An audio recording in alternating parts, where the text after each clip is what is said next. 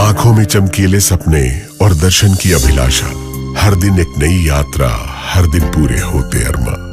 सफर का सामा, भोजन की सुविधा, ठहरने की व्यवस्था, दर्शन करते शीश नवाते श्रद्धालु, और ये सब कुछ निःशुल्क, आदर से, सम्मान से। मुख्यमंत्री तीर्थ योजना के अंतर्गत 40,000 वृद्ध श्रद्धालुओं ने निःशुल्क यात्रा की। आस्था का ये सफर प्रतिदिन जारी है। कोर्ट ने योगी आदित्यनाथ से एक ऐसा सवाल पूछ लिया है कि वो ये दिन कभी नहीं भूल पाएंगे। आज कोर्ट के जरिए जो सवाल पूछा गया है दोस्तों, वो बेहद जायज सवाल है, क्योंकि जिस तरीके से धर्म के नाम पर लोगों की आस्था को टारगेट किया जाता है, आज वही सवाल कोर्ट के जरिए योगी आदित्यनाथ सरकार से पूछ लिया है। सबसे पहले मैं कोर्ट का तहे दिल से शुक्रिया अदा करना चाहूंगी कि ऐसे वक्त में इतना इंपॉर्टेंट सवाल फाइनली किसी ने पूछा तो सही, किसी ने योगी आदित्यनाथ को, उनकी सरकार को, भाजपा को आईना दिखाया तो सही।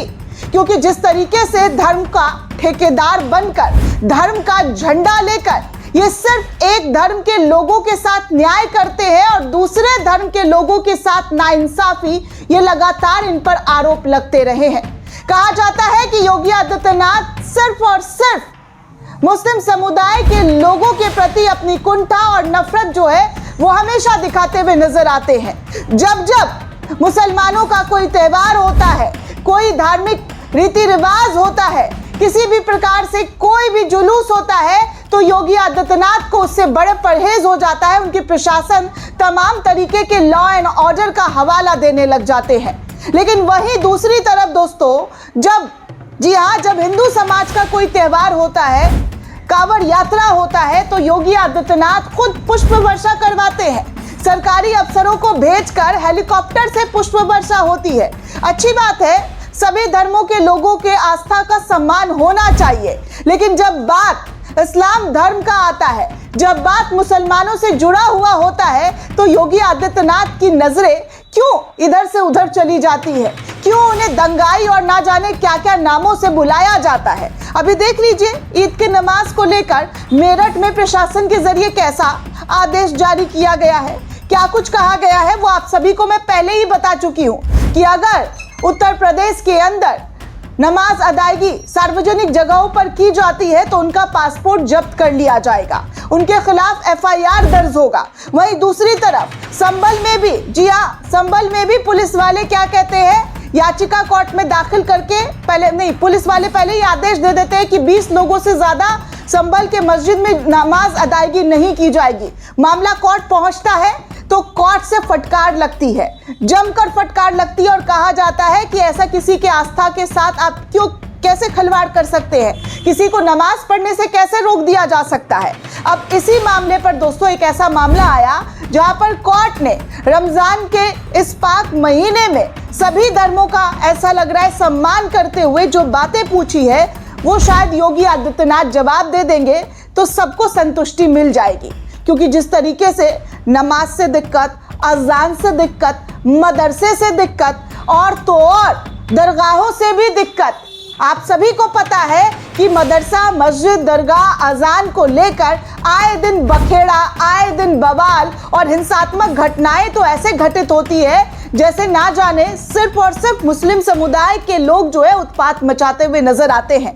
मीडिया चैनल्स के हेडलाइन बन जाते हैं, दंगाई, याद है ना, जुमा है, ऐसे ऐसे हेडलाइन छपने लग जाते हैं दोस्तों। लेकिन जो नफरत फैलाता है, जो नफरत गर्दी करता है, उसको खुली आजादी।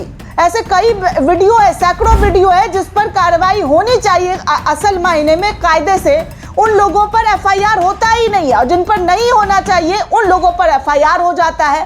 अक्सर ऐसा सुनने को मिला है। लेकिन आज कोर्ट ने वो सवाल पूछ लिया जो अक्सर इस देश के मुसलमान योगी आदित्यनाथ से, भाजपा सरकार से पूछना चाह रहे थे।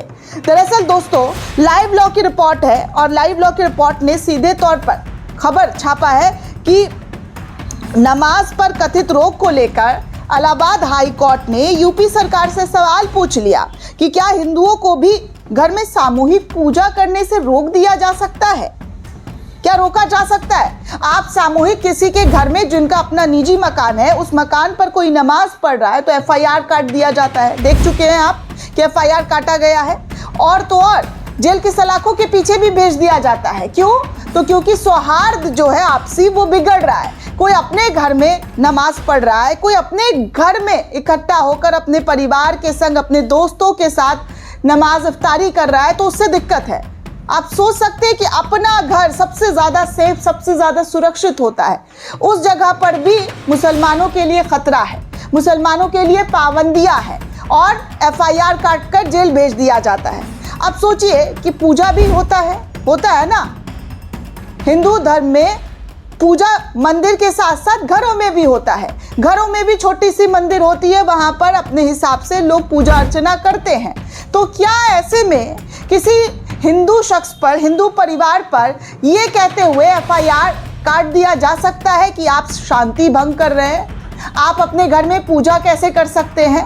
इस तरीके की चीजें हो सकती है। आज वही कोर्ट के जरिए पूछी गई है। ऐसा मेरे ख्याल से तो किसी भी धर्म में नहीं होना चाहिए। सबके अपने अपने धर्म है और सबका अपने अपने धर्मों के हिसाब से जो है सम्मान होना चाहिए। आस्था का सम्मान हर किसी को करना चाहिए, चाहे वो हिंदू हो, मुस्लिम हो, सिख हो, ईसाई हो। किसी के धर्म से किसी को कुंठा, नफरत नहीं रखनी चाहिए। मैं बार बार कहती हूँ कि ये धर्म, जी हाँ, ये धर्म की लड़ाइयों में मत उलझिए। हम आपस में मिलजुल कर रहेंगे तभी तो हमारा देश, प्यारा भारत एक अलग छाप, एक अलग मिसाल कायम करेगा। लेकिन इन तमाम चीज़ों को मिटाने की कोशिश लगातार पिछले 11-12 सालों में हो रही है। खैर, आपको बता दूं दोस्तों कि इलाहाबाद हाई कोर्ट ने रमज़ान के दौरान नमाज पर कथित प्रतिबंध को लेकर उत्तर प्रदेश सरकार से कड़ा सवाल करते हुए पूछा कि यदि मुसलमानों को निजी संपत्ति पर नमाज पढ़ने से रोका जा सकता है तो क्या हिंदुओं को भी अपने घरों में सामूहिक पूजा करने से रोका जा सकता है? जस्टिस अतुल श्रीधरन और जस्टिस सिद्धार्थ नंदन की खंडपीठ संभल जिले में रमजान के दौरान नमाज पढ़ने पर लगाए गए कथित प्रतिबंध को चुनौती देने वाली याचिका पर सुनवाई कर रहे थे। सुनवाई के दौरान जस्टिस अतुल श्रीधरन और ने मौखिक टिप्पणी करते हुए साफ तौर पर कहा कि मुसलमानों को अपने घर की छत पर नमाज पढ़ने से कैसे रोका जा सकता है? कानून का राज सभी नागरिकों के साथ समान व्यवहार मांगता है, समान व्यवहार करता है और संविधान सर्वोपरि है।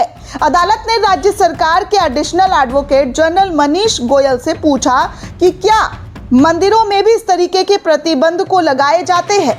अदालत ने कहा है कि यदि हिंदू अपने घर में पूजा कर रहे हैं तो क्या उन्हें रोका जा सकता है, उन पर एफआईआर किया जा सकता है? क्या इस तरीके की कोई कानून, किसी तरीके का हवाला देकर ऐसी कोई कार्रवाई की जा सकती है?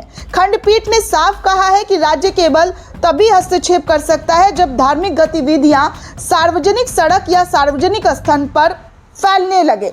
यदि प्रार्थना पूरी तरीके से निजी संपत्ति के भीतर हो रही है तो उसमें हस्तक्षेप का सवाल ही नहीं उठता है। मामले में याचिकाकर्ता मुनाजिर खान ने आरोप लगाया था कि प्रशासन ने उन्हें उस स्थान पर नमाज पढ़ने से रोका था जिसे वो मस्जिद बताते हैं। हालांकि दोस्तों, अदालत ने याचिकाकर्ता के द्वारा पेश किए गए दस्तावेजों में स्थल की वास्तविक तस्वीर नहीं थी, बल्कि केवल अखबार की कतरनें जो थी वो ऐड थी। प्रारंभिक तौर पर अदालत ने माना है कि संबंधित स्थल जो है मस्जिद नहीं है। राज्य सरकार की ओर से भी कहा गया है कि राजस्व रिकॉर्ड के अनुसार ये संपत्ति निजी व्यक्तियों के नाम दर्ज है और वहां मस्जिद नहीं बल्कि एक मकान है। इस पर अदालत ने टिप्पणी करते हुए कहा कि ढांचा मस्जिद तो नहीं है और शायद मकान भी नहीं बल्कि केवल एक कमरा है। सुनवाई के दौरान जस्टिस सिद्धार्थ नंदन ने यह भी कहा कि नमाज के बाद किसी प्रकार के भड़काऊ भाषण नहीं होने चाहिए और ऐसा करने पर भारतीय न्याय संहिता बीएनएस के तहत कार्रवाई हो सकती है। इससे पहले 27 फरवरी को हाईकोर्ट ने प्रशासन का वो आदेश खारिज किया था दोस्तों, जिसमें कथित तौर पर कानून व्यवस्था के आधार पर उस स्थान पर केवल 20 लोगों को नमाज पढ़ने की अनुमति दी गई थी।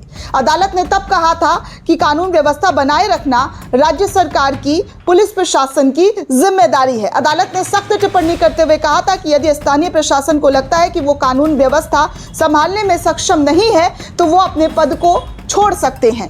इस्तीफा दे सकते हैं या फिर ट्रांसफर ले सकते हैं। अदालत ने यह भी कहा कि हर समुदाय को अपने पूजा स्थल या निजी संपत्ति पर शांतिपूर्वक पूजा अर्चना करने का पूर्ण रूप से अधिकार है। कुल मिलाकर अगर देखा जाए तो अदालत से जो नमाज से जुड़ी हुई खबर थी दोस्तों, कल भी मैंने आपको बताई थी और आज भी बता रही हूँ, इसी याचिका पर सुनवाई हुई तो आज कोर्ट ने वो सवाल पूछ लिया जो इस देश के मुसलमानों के मन में अक्सर जो है घर करता है कि हमारी आस्था के साथ जो है बार बार सवाल उठा दिए जाते हैं कि हम सार्वजनिक जगह पर चलिए नमाज नहीं पढ़ सकते हैं, लेकिन वहीं दूसरे धर्म के लोग जब सार्वजनिक जगह पर पूजा करते हैं, भजन कीर्तन करते हैं, कुछ भी करते हैं तो कभी मुस्लिम समुदाय के लोग आपत्ति नहीं जताने जाते हैं। ना उनको रोका जाता है, ना टोका जाता और ना किसी तरीके की याचिका जाकर कोर्ट में दाखिल की जाती है।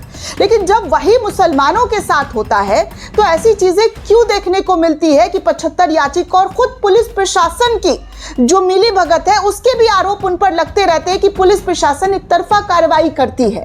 लेकिन आज इस देश के न्यायालय ने, इस देश के संवैधानिक पदों पर बैठे हुए जजों ने यह साबित कर दिया है कि अगर किसी पर जुल्म होता है, किसी पर नाइंसाफी होती है, वो चाहे वो किसी भी धर्म का हो, और आज उन्होंने मुसलमानों के हक के लिए वो सवाल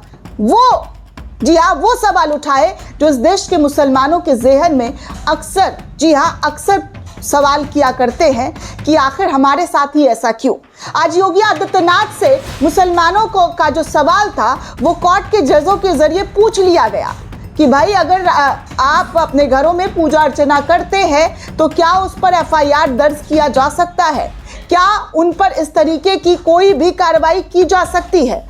शुक्रिया माय लॉर्ड, जब आपने इस तरीके के सवालों को उठाकर इस देश के मुसलमानों पर जो अत्याचार हो रहा है, जो जुल्म हो रहा है, उस पर मरहम बनने का काम किया है। दोस्तों ये रिपोर्ट आपको कैसी लगी हमें कमेंट करके ज़रूर बताइएगा। साथ ही साथ चैनल को ज़्यादा से ज़्यादा लाइक, शेयर और सब्सक्राइब करना बिल्कुल भी ना भूलें। शुक्रिया दोस्तों।